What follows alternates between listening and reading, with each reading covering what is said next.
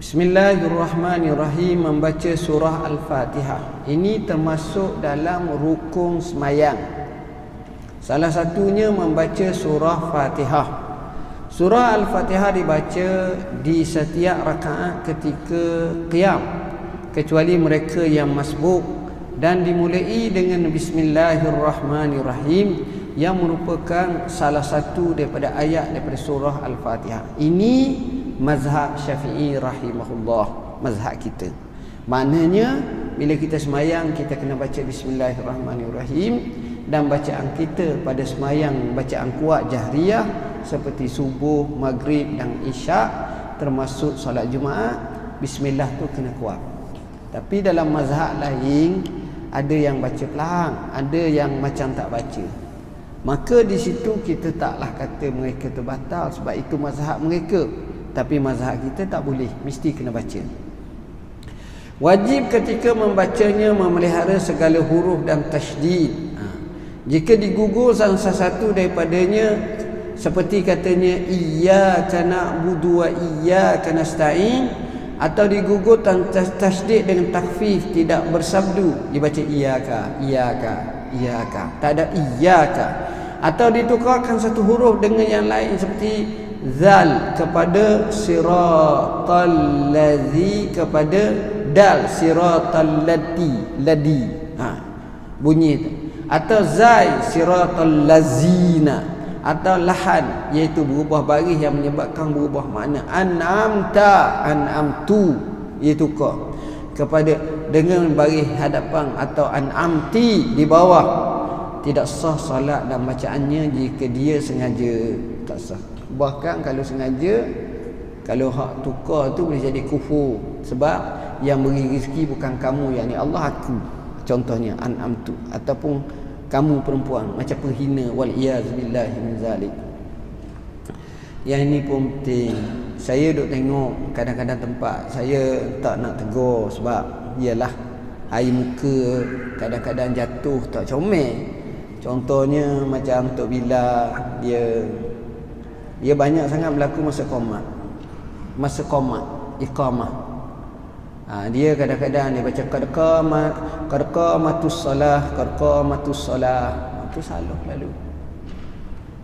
Qad qamati, bukan suruh mati. Qad qamatis salatu, itu hak sebenar. Jadi dia main qad qamatus salah, jadi tak apa kena lah. Orang tak belajar payah. Qad qamati, qamati bila sambung qamatis salah, tu cara dia. Lepas tu qad qamatis salatu, bukan ta. Dia tak, bukan ta, bukan ti. Qad qamatis salatu, itu dia. Tidak sah salat dan bacaan jika ia sengaja. Mengetahui tentang kesilapan bacaan itu dan berubah maknanya. Jika tidak sengaja juga tidak mengetahui atau tidak mengubah maknanya, seperti dibaca Rabbil Alamun, tidaklah batal salatnya, tetapi wajib kembali membaca kalimah tersebut dan kemudian daripadanya kena betul-betul baca. Wajib memelihara peraturannya, dan apabila didahulukan satu kalimah dengan kalimah yang lain, wajib dibaca semula. Baca iyyaka na'budu wa iyyaka nasta'in depan lagi, mendahului daripada Ar-Rahmanir-Rahim, tak boleh. Dia mesti ikut tertib dan susunannya. Wajib memelihara mualaknya, iaitu menyambung ayat demi ayat dan kalimah demi kalimah tanpa ada pemisahan, kecuali berhenti sekadar bernafas. Contohnya bila dia nak sambung ayat, dia kata Bismillahirrahmanirrahim, senyap kat 2 minit, 3 minit, tak boleh. Dia terus kena sambung, jangan lama, kecuali memang dia nafas pendek sangat, nak tarik nafas.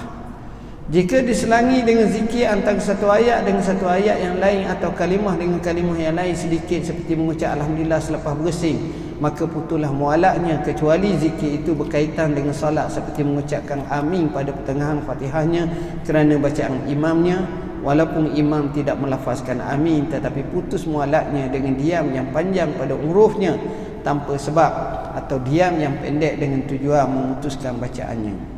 Jadi maknanya jangan sekali-kali kita kadang-kadang duk sebut nak zikir. Zikir ada tempat dia. Sama juga umpamanya kita nak doa. Doa yang tak ada kena mengena. Betul lah kita sayang pada mak kita, pak kita dan diri kita. Kita pun baca doa Rabbi fili wali walidayya sebagai contohnya. Sebab ni masa doa. Dah. Tempat doa ada doa dia. Tempat baca kena bacanya. Bergabung antara baca sehingga memisahkan ayat seperti Fatihah ni masa itu doa tak sesuai, dan ini menyanggah dengan apa perbuatan Nabi sallallahu alaihi wasallam. Jadi kita sembahyang ni kena ikut Nabi. Sallu kama raaitumuni usalli. Ustaz ni tok guru besar kata, iyalah kita hormat sangat tok guru besar, tapi kita ikut apa yang Nabi ajar. Cara sembahyang betul-betul ni bahaya, kadang-kadang jadi makna lain, jadi berubah, orang tak tahu dah. Jadi keadaan macam tu. Jika diam itu lama kerana uzur seperti jahil atau sebab terlupa atau berhenti mengingatkan ayat yang ia lupa, tidak mengapa dan salah-salahnya. Ada orang tu dia lembam, dia uzur, dia penyakit terlupa, dia Alzheimer ataupun dia Parkinson. Itu soal lain lah. Tapi soal biasa tak boleh. Seorang yang jahil membaca Fatihah kerana tak ada orang yang dapat mengajarnya atau tiada Al-Quran atau seumpamanya, wajib ke atasnya membaca 7 ayat daripada Al-Quran walaupun ayat itu berpisah-pisah. Jika tak mampu membaca 7 ayat yang berpisah, wajib ke atasnya membaca 7 jenis zikir atau doa sebagai ganti membaca surah Fatihah, ayat atau zikir atau doa yang menggantikan surah Fatihah hendaklah tidak kurang huruf daripada huruf-huruf surah Al-Fatihah. Wattaqullaha mastata'tum. Contohnya dia masuk Islam, lepas Jumaat dia pun masuk Islam. Masuk Islam tu 2.5, pukul 2.5. Sudah masuk Islam, nak masuk asar, dia kena sembahyang lah.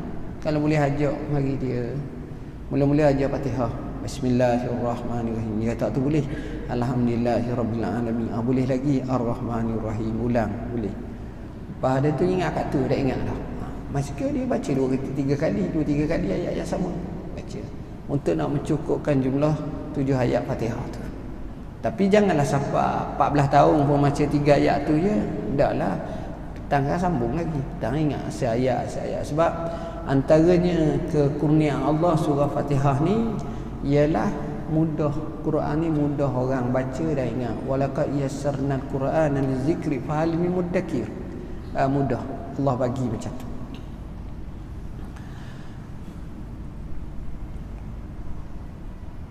Jika tak mampu untuk membaca bahan-bahan surah Al-Fatihah di atas, wajiblah dia berdiri sahaja sekadar masa bacaan surah Fatihah mengikut zahirnya, mengikut zannya, mengikut sangkaannya. Wallahu a'lam.